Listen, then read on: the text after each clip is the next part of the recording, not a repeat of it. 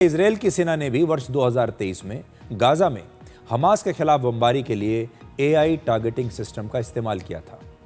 पहला लेवेंडर और दूसरा द गॉस्पेल। लेवेंडर ने कॉल रिकॉर्ड्स और सोशल मीडिया नेटवर्क की मदद से हमास के जो फाइटर्स थे उनकी लिस्ट तैयार की, और द गॉस्पेल ने इजरायली सेना को तेज रफ्तार से हमले के लिए कौन कौन से टारगेट चुनने हैं उसके बारे में बताया। और इसी तरह यूक्रेन ने भी रशिया के खिलाफ युद्ध में एआई टूल्स का इस्तेमाल किया है। वहां एआई का इस्तेमाल ड्रोन्स को ऑपरेट करने के लिए, दुश्मन की पहचान करने और रियल टाइम डेटा के विश्लेषण में किया जा रहा है।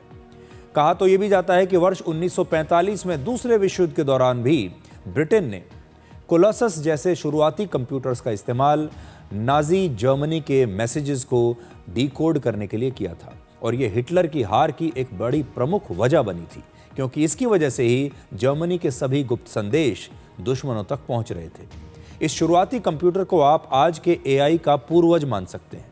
वर्ष 1956 में पहली बार एआई यानी आर्टिफिशियल इंटेलिजेंस शब्द का इस्तेमाल अमेरिका के एक कंप्यूटर वैज्ञानिक ने किया था, जिनका नाम था जॉन मैकार्थी।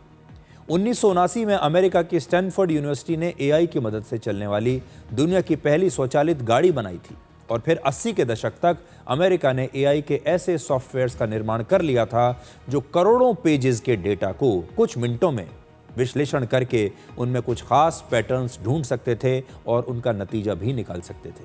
और इसका इस्तेमाल अमेरिकी सेना ने वर्ष 1991 के गल्फ वॉर में किया था। उस समय युद्ध के किस मोर्चे पर कितना बारूद और कितना ईंधन भेजना है, इसका फैसला एआई की मदद से किया गया था। हालांकि सबसे बड़ा डर यह है कि भविष्य के युद्धों में अगर इंसान के बदले एआई ही हर फैसला लेने लगे तो इंसानों को नुकसान पहुंचाने का फैसला भी ये एआई ले सकते हैं, और एक समय ऐसा आ सकता है जब ये जो एआई के टूल्स हैं ये इंसानों के लिए ही एक खतरा पैदा हो जाए।